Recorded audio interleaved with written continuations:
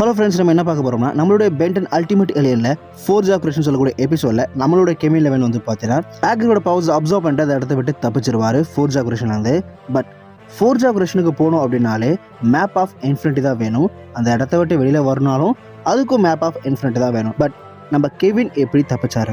அதுவும் சாதாரண இடம் கிடையாது. யூனிவர்ஸுக்கும் அப்பாற்பட்டு இருக்கக்கூடிய ஃபோர்ஜ் ஆஃப் கிரியேஷன் அப்படின்னு சொல்லக்கூடிய அந்த பிளேஸ்ல இருந்து நம்ம அல்டிமேட் கெவின் எப்படி தப்பிச்சாரு? இதுக்கு அஃபிஷியலாக வந்து பார்த்தீங்கன்னா அவங்க எந்த ரீசனுமே சொல்லலை, எதனால் தப்பிச்சாரு அப்படின்னு சொல்லி ஆன்சர் அவங்க சொல்லலை. பட் நிறைய ஃபேன் தேரி இருக்குது.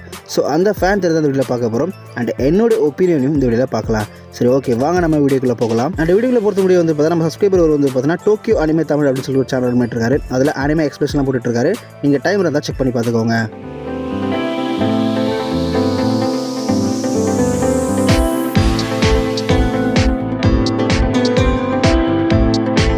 ஃபர்ஸ்ட் ஆஃப் ஆல் பரவலாக சொல்லக்கூடிய தேரி வந்து பார்த்தீங்கன்னா நம்ம அல்டிமேட் கெவின் கிட்ட நம்ம கிளார்க் ஒர்க்குடைய பவர்ஸ் இருந்திருக்கலாம். நம்ம பென் கிட்ட வந்து பார்த்தீங்கன்னா கிளார்க் ஒர்க் பவர்ஸ் இருந்திருக்கும் இல்லையா?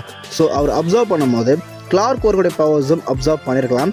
ஸோ அவர்கிட்ட டைம் பவர்ஸ் இருந்திருக்கலாம் அல்லது டைமென்ஷன் ட்ராவல் பண்ணக்கூடிய பவர்ஸ் இருந்திருக்கலாம்.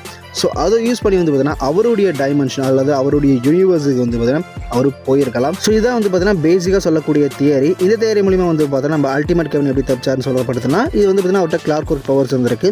அந்த பவரை யூஸ் பண்ணி வந்து பார்த்தீங்கன்னா இவரும் தப்பிச்சிருக்காரு. பட் ஸ்க்ரீனில் வந்து பார்த்தீங்கன்னா கிளார்க் ஒர்க் பவர் எங்கேயுமே யூஸ் பண்ண மாதிரி காமிக்கல.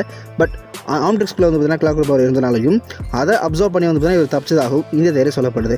பட் இந்த தேரி உண்மையாக இருக்க வாய்ப்பு இருக்குது அப்படின்னு கேட்டிங்கன்னா ஒரு செய்த கூட வாய்ப்பு கிடையாதுங்க. ஏன் ப்ரோ அப்படி சொல்கிறீங்கன்னு கேட்டிங்கன்னா ரொம்ப சிம்பிள்.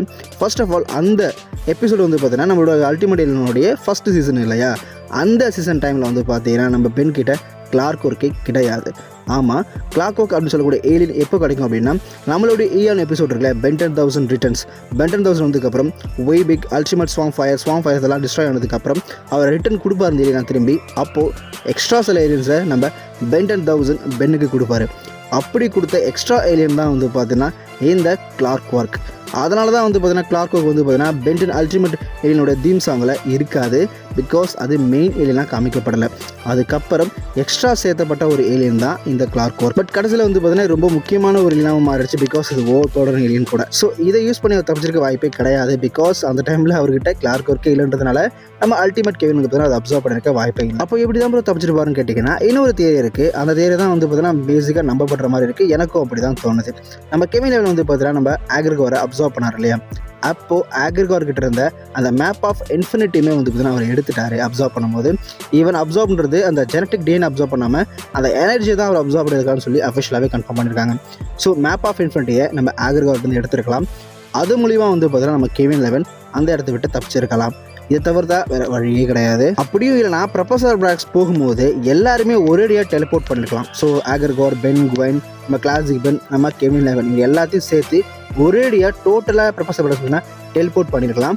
இதுக்கு வாய்ப்புகள் இருக்குது. சீரீஸில் இவர் எப்படி தப்பிச்சாருன்னு சொல்லிட்டு எங்கேயும் மென்ஷன் பண்ணப்படலை. மேபி மென்ஷன் பண்ணியிருந்தா நமக்கு டவுட் கிளியராக இருக்கும். பட் மென்ஷன் பண்ணப்படலைன்றதுனால தான் இது இன்னும் தியரியாகவே இருக்குது. என்னதான் நம்ம நிறைய தியரி சொன்னாலும் அது எல்லாம் தியரி மட்டும்தான்.